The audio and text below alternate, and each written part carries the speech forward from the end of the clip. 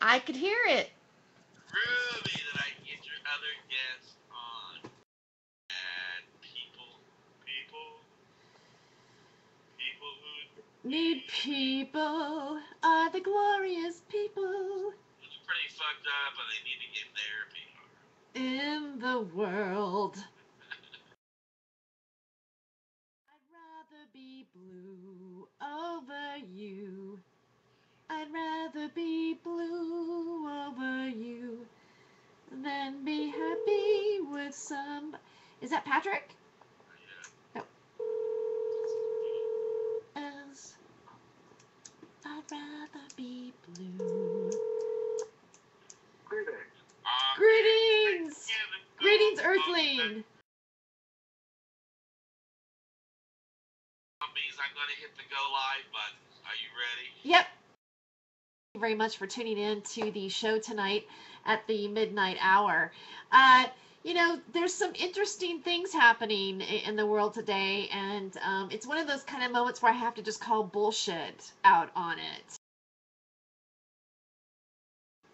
Obama just came out with a statement that you know, because he's always concerned about how other countries are treating their citizens, and so he came out and he's so bold about it and everything, and he said so warm-hearted, I guess, you know, and he said we hold the Ukrainian government primarily responsible, Obama said, for making sure that it is dealing with peaceful protesters in an appropriate way.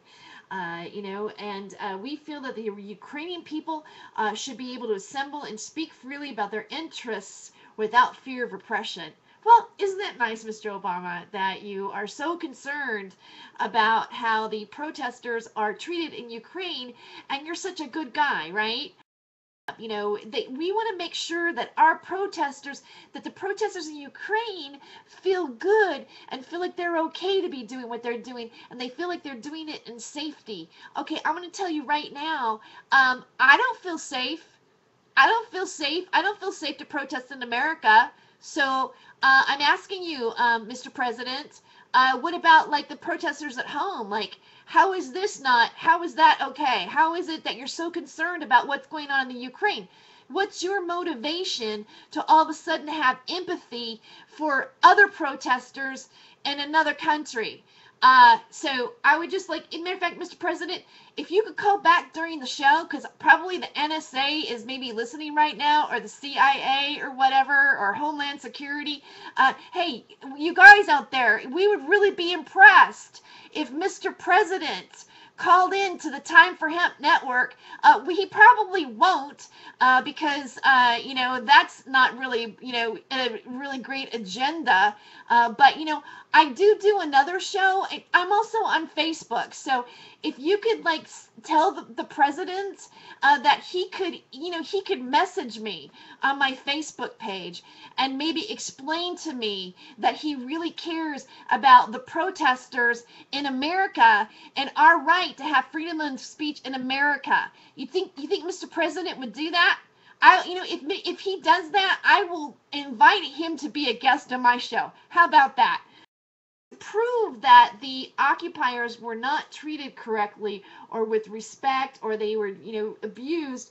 Our wonderful Mayor Antonio Villagrosa, when he left office, made a big public statement in the papers about his regrets about how the occupiers were treated during that time.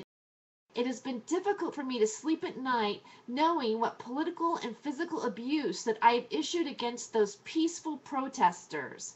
The mayor continues to cite incidents like the highly militarized 2011 raid against the Occupy LA encampment, which included 1,400 LAPD officers and 292 arrests.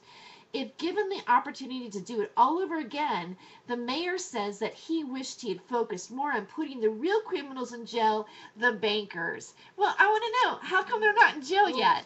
Why aren't they not in jail yet? Okay, number one, all right, if they, you know, they're still doing what they're doing, and we just get a really nice apology.